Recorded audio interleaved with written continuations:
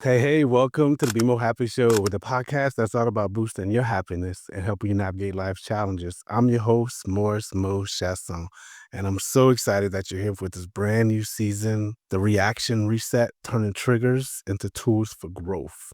This series is for the people who feel like they've walked through life constantly on edge, for those who wonder, why did I overreact like that? For the strong ones who are exhausted from holding it together, and for anyone who's finally ready to stop being ruled by old emotional patterns and start turning reactions into wisdom.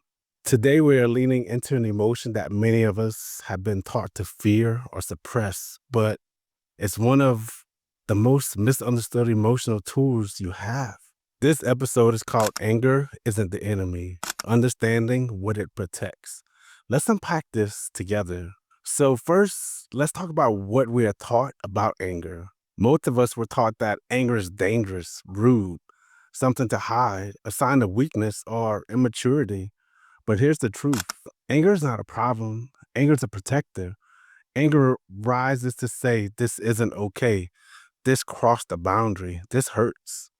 It's not anger that damages relationships. It's unacknowledged or unprocessed anger that does. So let's talk about someone we'll call Sarah. Sarah was the nice one, never raised her voice, always said yes.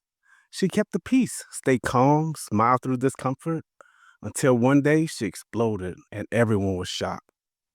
What they didn't see was the mountain of resentment she'd been swallowing for years, saying yes when she meant no, but giving quickly when she hadn't even processed, avoiding conflict so she could be liked. Anger had been knocking quietly until it had kicked the door down.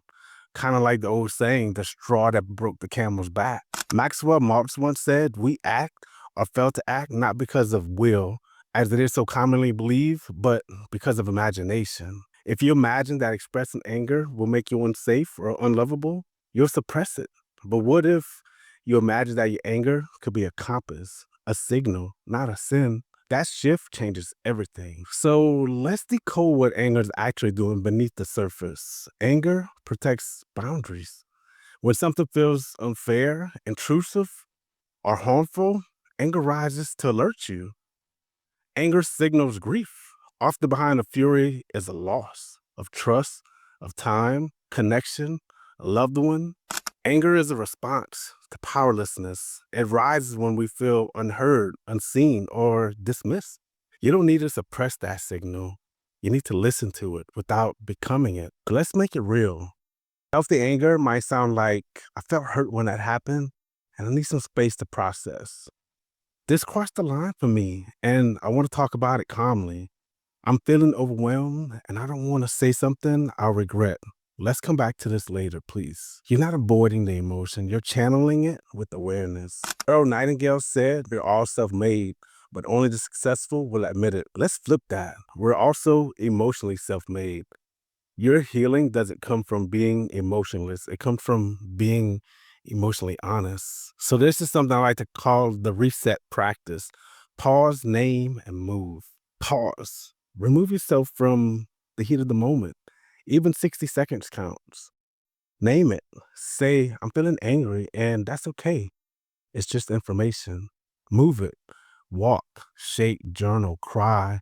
Emotions live in a body. Let it leave you gently, not destructively. And when you're ready, reflect. What boundary needs to be spoken? What truth am I protecting? What part of me felt unseen? Anger isn't the enemy. Silencing yourself is. You're not too much. You're just finally honoring the part of you that wants to be heard. And that's brave. That's healing. That's freedom. In our next episode, we'll explore shame, the sneakiest, most paralyzing emotion of all, and how to gently spiral out of its grip. Until then, let your voice rise with love. Let your boundaries be blessed and always be more happy.